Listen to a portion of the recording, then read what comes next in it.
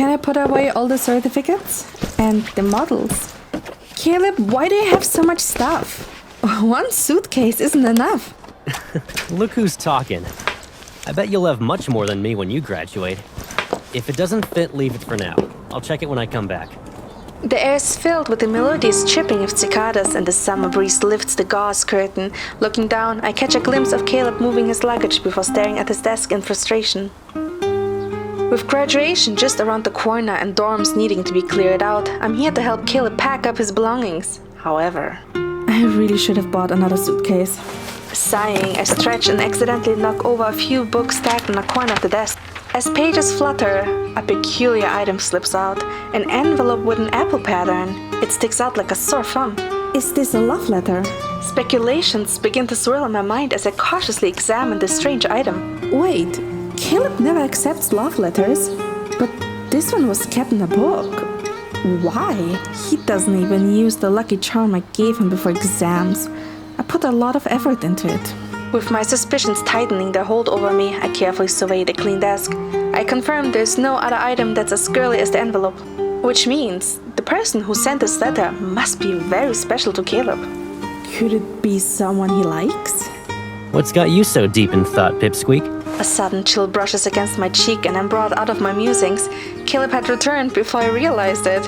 Holding the soda he bought, he presses one of the cans against my face. Apple soda. Buy one, get one free. You didn't even notice when I came back. Got that tired, huh? Just as he's about to come closer, I quickly hide the letter. I take the soda can that Caleb kindly opened for me. Here's the straw. Do you need a mini fan? You can use it if you feel hot. Observing Caleb's elegant movements, I become more wary. I accept the soda and mini fan while keeping an eye on him. You sure know how to be charming, Caleb. You must have captivated a lot of people with that easygoing attitude, huh? Caleb is just about to close the suitcase when he freezes after my words. He gives me a look as if he's looking at an alien. Is the heat getting to you or something? No. Hey! Before I can continue, he's already reaching out to pinch my nose. Then why are you talking nonsense in broad daylight? Take a break if you're tired. Maybe you can head downstairs and get some fresh air. Go for a walk even. He releases my nose before I can touch him. Smiling mischievously, Caleb raises his eyebrow before turning his attention back to his suitcase. He continues packing. Amidst the gentle breeze, laughter travels through the open window. Gritting my teeth, I glare at him for a while. Then I look out and see a few girls giving their love letters to some boys. I'm going to find out who sent that letter, no matter what. No wonder they say graduation is the season of love confessions. Caleb, you must have gotten a ton of love letters today. I purposefully let my words linger in the air. Click! The door's lock is askew, and Caleb looks at me. His gaze is filled with confusion. Can I ask how you came to that conclusion? No one's waiting for me by the door, right? And when have I ever accepted love letters from girls anyway? How would I know? I'm not with you 24/7. Narrowing my eyes, I grumble to myself. And amidst the wind and chirping cicadas, I hear a soft sigh from Caleb. Actually, there might be one exception. Huh? I care about this person. I've accepted things from her too. Unfortunately... Unfortunately, what? I remember the letter that's important to him, judging by his tone. Could it be one-sided? An unrequited love? Is the letter from the girl he likes? Caleb remained silent, his gaze fixed on me. Dappled light casts elusive shadows upon his cheeks. As I watch his hair flutter in the wind, a strange sensation washes over me. It tugs at my heartstrings. So, what are you going to do about it? Aren't you going to confess to her? Should I? A heavy silence descends upon us. Under Caleb's intense gaze, I find myself opening and closing my mouth several times in an attempt to speak. In the end, I lower my gaze. If you really like her, then you should do... Ouch! My forehead is flicked and I look up. With my hand covering my forehead, all I see is Caleb's face. Hey, what was that for? Dummy. You actually believe everything I say? Where's that sharp wit of yours? You were making stuff up? What else could it possibly be? I did nothing but study, study, and study. Just think about it, Pipsqueak. Since when have I interacted with other girls? I freeze. Then, gritting my teeth, I reach out to tickle him. Caleb, you! Liar. In one swift motion, my hand is caught. Caleb slings a bag over his shoulder and he smirks. It's as if he scored a 3-pointer in a basketball game. Let's go. And grab your stuff. This liar's treating you to dinner.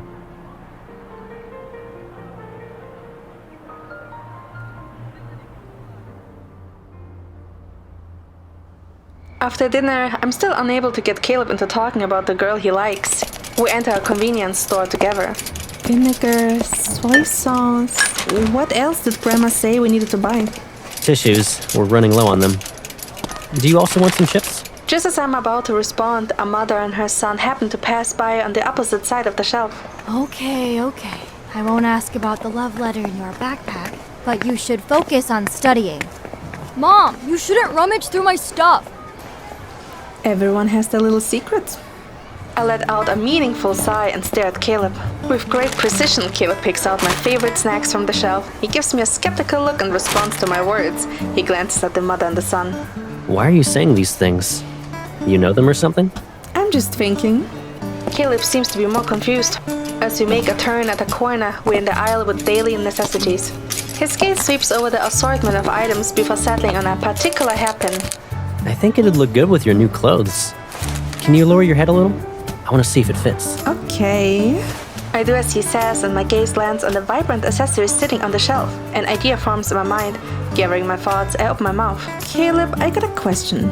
If a guy's usually into this kind of cool style, I point to a simple black hairpin, pause, and then gesture toward a shiny crystalline apple hairpin. And one day, you suddenly find out he has a cute thing like this. What would be your first reaction? Caleb stops moving. He looks at the hairpin before glancing at me. His expression is similar to the one he had when seeing wasabi-flavored marshmallows for the first time. You know a guy who uses hairpins? Who is he? It's a hypothetical question. There aren't any real hairpins involved. Just tell me what you'd do in this kind of situation. Caleb's brow furrows, then unfurrows. He takes the apple hairpin, puts it close to my hair, and then places it in the shopping cart. Well, the hairpin's gotta be from someone else. Why are you asking? Exactly! If this guy accepts and carefully keeps it, doesn't that mean something? Caleb puts the other hairpin he picked back onto the shelf. Narrowing his eyes, he turns to face me. Hey, remember how we promised not to keep any secrets from each other? Yeah, but why you bring that up? Since we agreed not to have any secrets. Under the bright overhead lights, Caleb meets my gaze. He leans in, gradually closing the distance between us. Be honest. Is there someone you like? Huh? Now that I think about it, you've been acting very strange lately. When did you suddenly develop an interest in romance? You're even talking about a specific scenario. So... With each word, Caleb is one step closer to me. I begin to move back until my shoulders touch the shelf, leaving me with no room to retreat. Caleb puts his hands on either side of my head, subtly obstructing the view of others and cutting off my escape route. What's going on here? Why are you asking me? I gulp, then regaining my composure, I stand up straight. If I do find someone I like, I definitely won't hide it from you. What about you, though? What? I won't hide it from you either. But why are we even discussing this? You're acting really weird today. He's still playing dumb. I glare at him. After I grab the shopping cart, I head over to checkout. You know what I mean. Welcome. Thank you for Come using on, our self-checkout let's pay service. for our stuff. Since that night, Caleb and I have been a relentless cycle.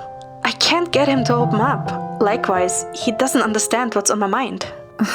Clearing the air would be possible if I admit I stumbled upon the letter he was hiding. But that's a bad idea, right? The stalemate between Caleb and me remains and even persists until the day of his graduation. I fixed my buttons and collar. Do I still look weird? It's fine, I guess. Turn around, I will double check. Caleb softly chuckles. He does as he's told and turns around. He's right in front of me. I thought you wouldn't show up today. It seemed like you couldn't care less about talking to me lately. Well, today's your graduation. Grandma can't make it, and you'd look pitiful if I didn't show up, right? I glare at him, and Caleb, who's about to ruffle my hair, moves his hand to his shirt buttons instead. It's good to be a little feisty. So even when I'm not around, you won't let anyone treat you like a pushover. You... Seeing how I'm about to glare at him again, Caleb quickly raises his hands as if to surrender. All right, let's call a truce. But can you tell me why you're upset? He hesitates for a moment.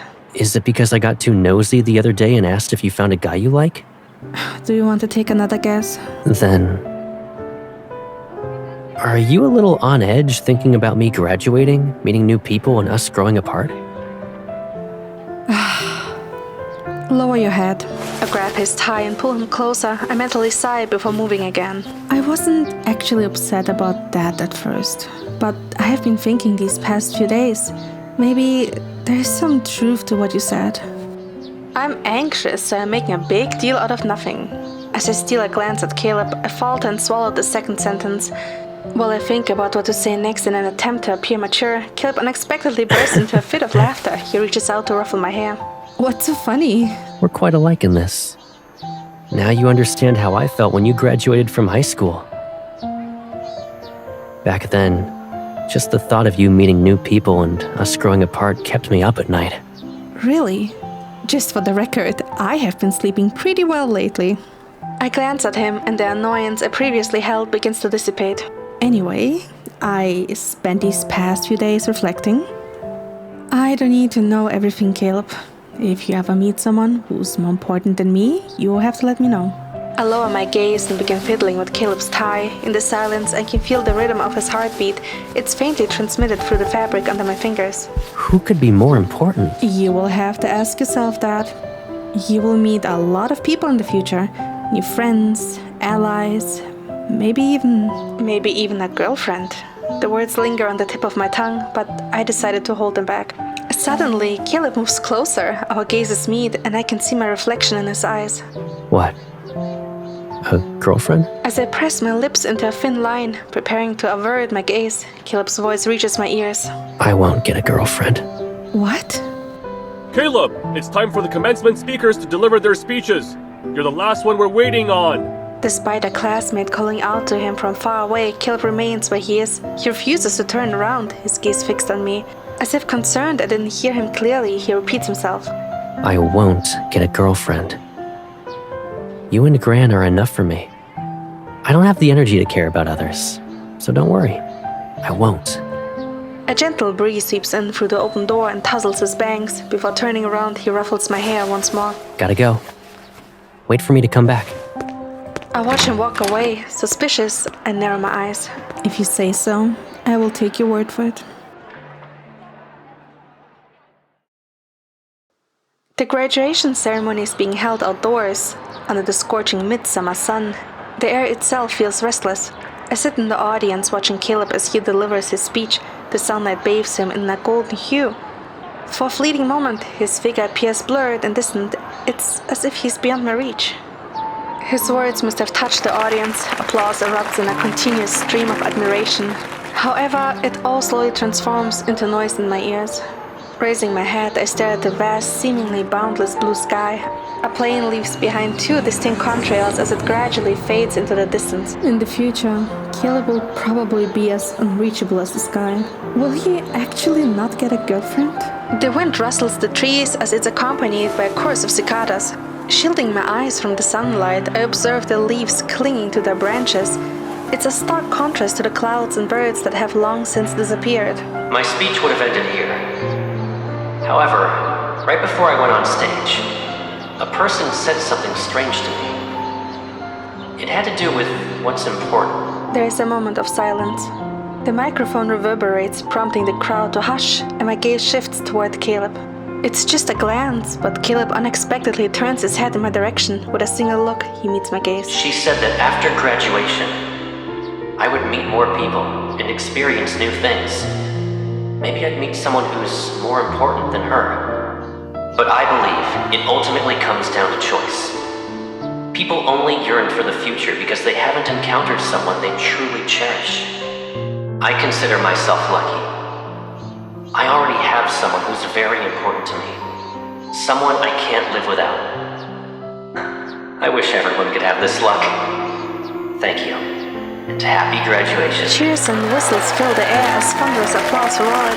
Amidst the surging crowd, Caleb and I hold each other's gaze for a long moment. Words fail to capture the complexity of my emotions right now.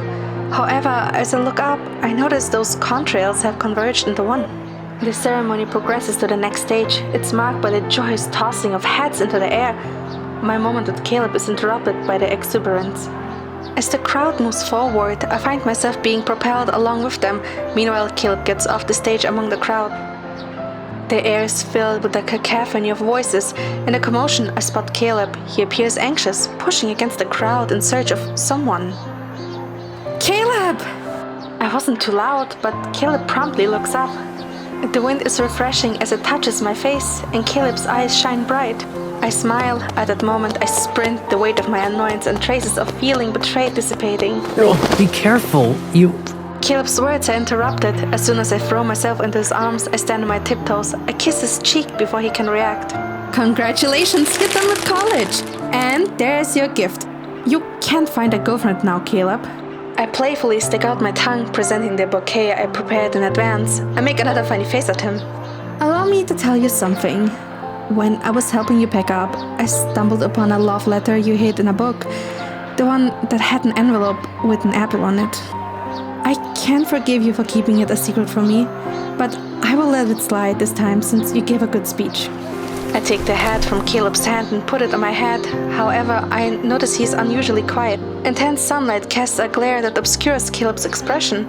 His ears are red only for a moment. Caleb, are you okay?